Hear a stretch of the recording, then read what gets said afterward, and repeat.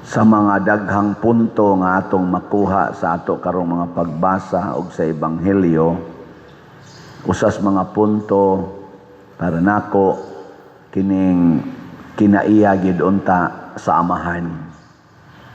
Dunay duha ka amahan dinhi, si David ug si Jairo. Duna sila'y mga anak. Ang anak ni Jairo nagmasakiton og hapit na mamatay. Samtang ang anak ni David lagsik kayog lawas si Absalom ug nisukol ni David gani nakigubat ni David. Nya si David nagsigi in taon og likay, nagtago-tago kay gilutos na siya siyang kaugalingong anak. Unsa man to si Absalom, tinuod tong himsog o masakiton.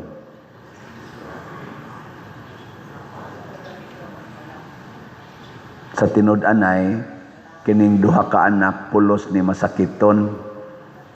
Kay kadtong anak nga 12 anyos ni Jairo masakiton sa lawas pero buotan sa espiritu.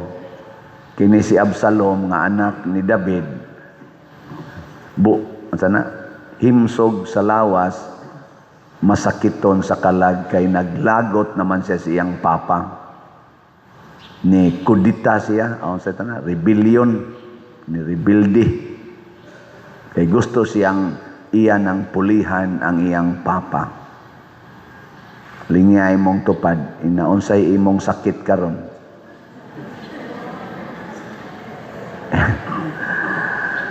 Naarabay uban, all of the above.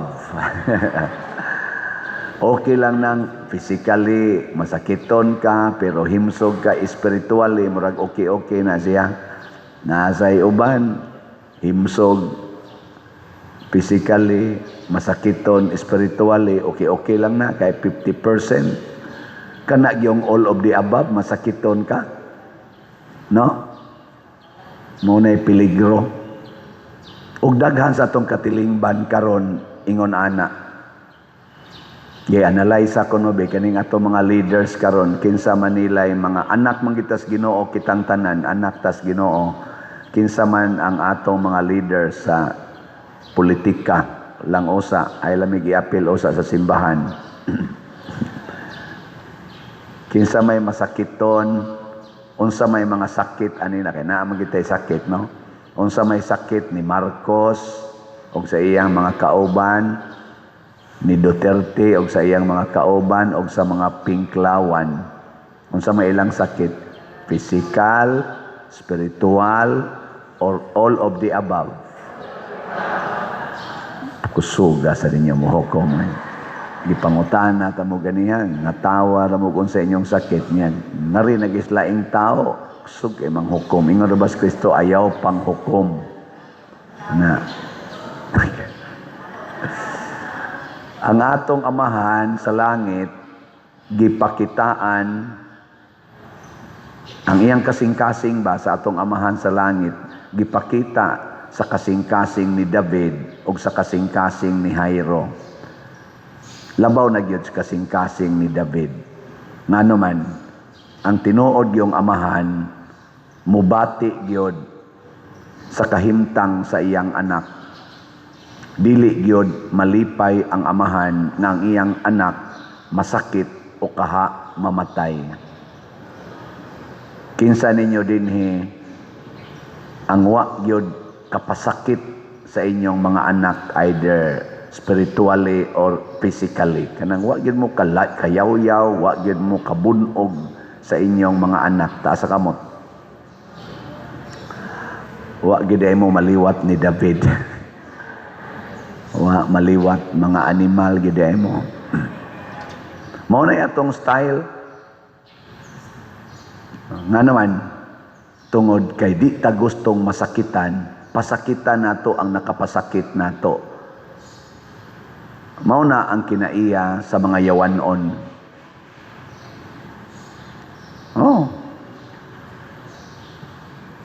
Nya kana mang bata mo'y kasagaran makapasakit nato kay di man mag-abot ang atong standard o ang standard sa bata. Ang atong kinaiya o ang kinaiya sa bata, di man mag-abot. Mao nang ang bata gid in taon mo ipirmi natong pasakitan kay kunuhay nakapasakit nato. Pareha nagong mangutaw ka nya imo nang gitumpi mo abot ang bata bungkagon kay gusto man ginang bata og bungkag. Gusto na siya kanang kalat pa. Pamunluton gina ang angeng bunluton, di ba? Maana ng batang gagmay. Unsa may imong buhaton, ikakita nimong gipangbungkag. Hapak dayon, hapak. Nga naman, sakitan man kang magpilo na sag-usab. No? Kanang imong mga tubig nga gibutang, abutan na sa bata, ipangyabo na. Ganahan kay na siya mo yabo. Nya og iyan ang giyabo, unsa may imong buhaton? Palitan ni mugduaan ang bata, mga truck, mga dal, inigsunod ni mong tanaw, nagbuwag na ng kamot ug ang tiil, ana. Kaya ang kutob, babunlot sa bata, bunloton, mga ligid, ana, sa truck, na, nangatangtang na niya, labi nagmahal-mahal, asos, hapak na yun. Apan, ang tinuod ang amahan, sama sa kasing-kasing ni David, di yun gustong masakitan ang iyang anak. Mo nang si Jairo sad nihapa sa tiilan ni Hesus, nagpakauwaw, nagsigig hapa kay gusto gid siyang maluwas ang iyang anak. Si David sad ang iyang concern, ang iyang anak sus pastilan si Absalom. Nangita siya siyang anak, iyang amahan na champion sa gubat, na buntog ang tanang mga kaaway. Siya nagtugatugag rebellion, nasangit lang sa kahoy. Kay kadanghag yun, kadanghag. Gasakay sa kabayo, wa kabantay, nga naikahoy, wa yun mo upo. Nagtuyhad lang naong. Nasangit. Imagina, dito ra siya nasangit sa sangas kahoy tugang, yung liog na siyat dito. Nya kay buhi-buhi pa man, gitiwasan kay ang mga sakop ni David, ni sugat man ngadto kay mo dipinsa. Modipinsa bagi sugat nila samtang layo pa. Kaya nagpadung naman, mo atake man di gisugat. Pagkaingon nasagit si Absalom kay siya may leader, ingon dayos Huab ang leader sa sundao ni David. Di tanan ni ang angon, tiwason tanan ni kay mabuhi ni muabot ni dito, di ra ba tumusukol atong amo. Kay ang gusto ni David di man sila musukol, mulikay ra man sila. Kay anak guna niya. Aron ni mahunong ni mga sundao di na ning padayon patyon taning ilang leader gitugsok dai niya og tulo ka udyong aperti patayan aperti lipayas sundao ni David nga ni report kamahalan dakong mayong balita. Ang pangutana ni David, kumusta ma akong anak si Absalom? Insap, hinaot pauntang ang tanan ni mong kaaway, maliwat niya. Pasabot, namatay. Sus, si David Porti manong hilaka, ni Buidro man ngadtos babaw, nagsigi magminatay dito, og ilang nabati nga nagsigi ingon, Absalom, anak ko, Absalom, anak ko, may pag ako'y namatay, dili ikaw. Kamo ba kanang inyong anak nga masinupakon kayo, kanang inyong mga anak nga puting suyo, punya mangawat pag yun, nagpakauaw lang nimo, gipusil sa pulis kay nisukol sad. Moingon ka, may pag ako nalay gipusil kaysa ikaw. Mo anak mo, kamo.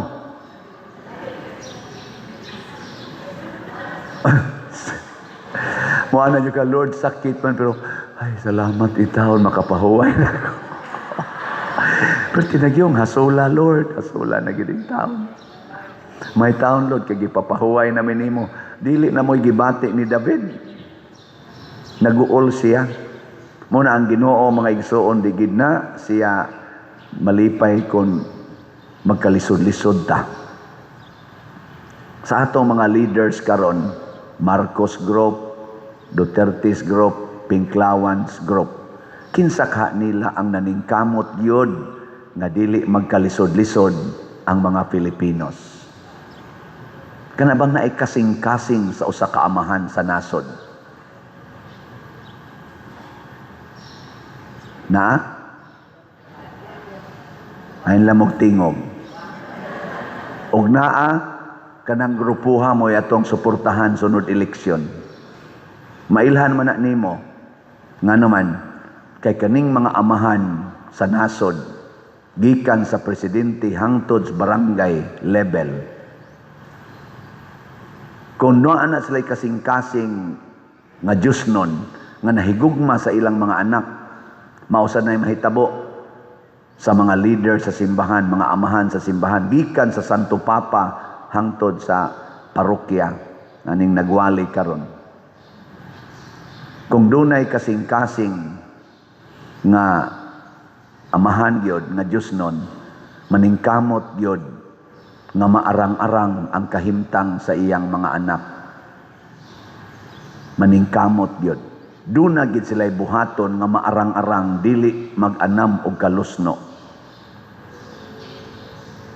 Ngato mga leaders karon human sa bagyo nga tino, linog, kini karong nangawa nga negosyo, unemployment, ug daghan pang mga flood control nga ghost ug nangaguba tungod kay substandard.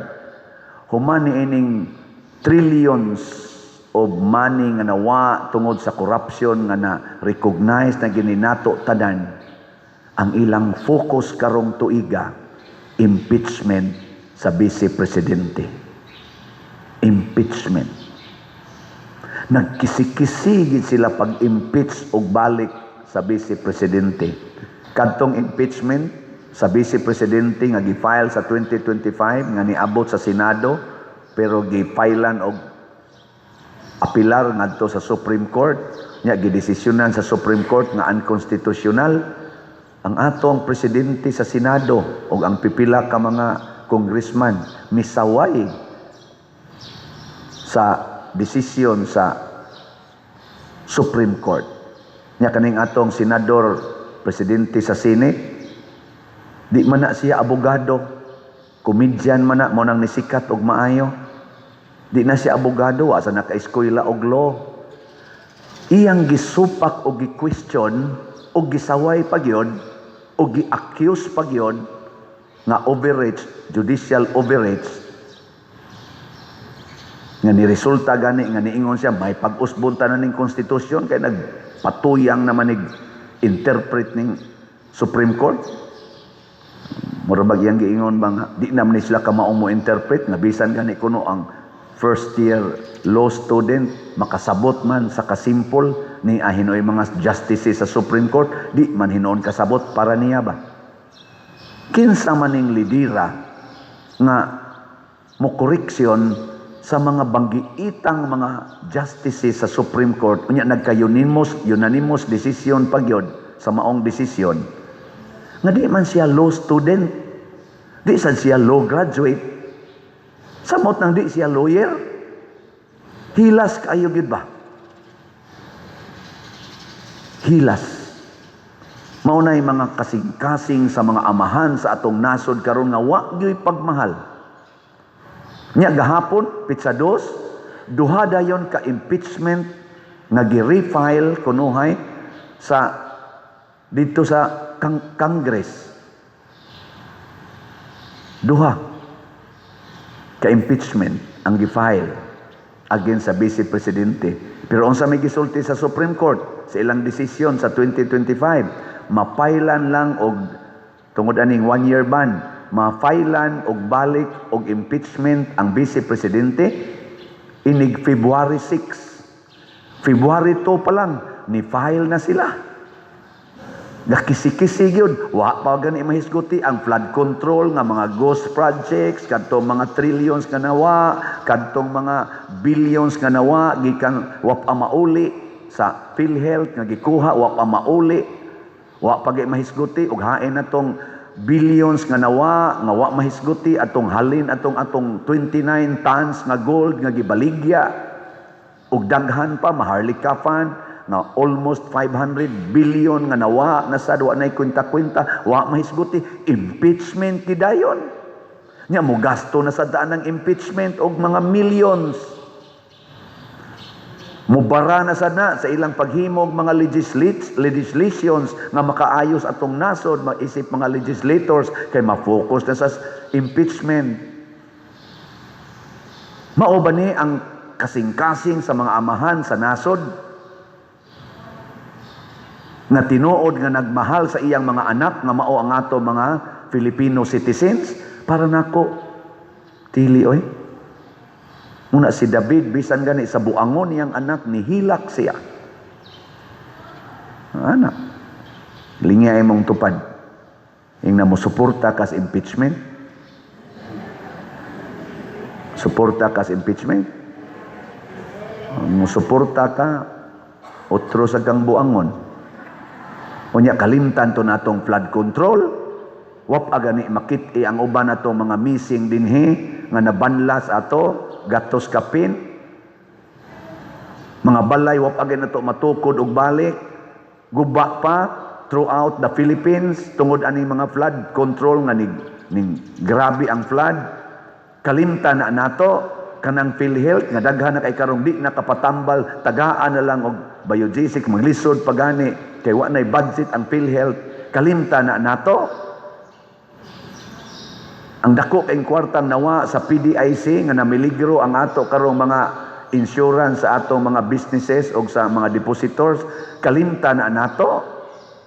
Tungod lang aning impeachment nga nakasintro sa 125 million nga gi-accuse nga abuse of confidential funds sa Vice Presidente nga tagaan nag-judgment sa COA nga way anomaliyang nahitabo sa paggamit sa confidential fund. Nya mao ginay atong utingkayon kay lagi abuse gina, impeachable gid siya.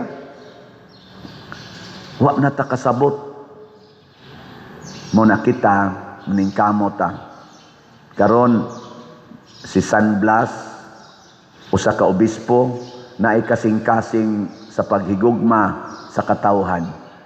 Apil na ang mga buangon nga naningkamot nga patyon siya. Og namatay gid siya. Pero nagpabilin siyang maisugon nga naghigugma kanila. Mao na kining atong ritual sa pag-anag kandila sa atong tutunlan. Ang pasabot ana, dili ta mosulti sa mga mensaheng Dios nun, bisan pa man putlan tas atong tutunlan. Sige, lingay mong tupad ina, magpaana ka. Na magpaana ka. Inya inighuman natog ana sa inyong liog, libak dayon.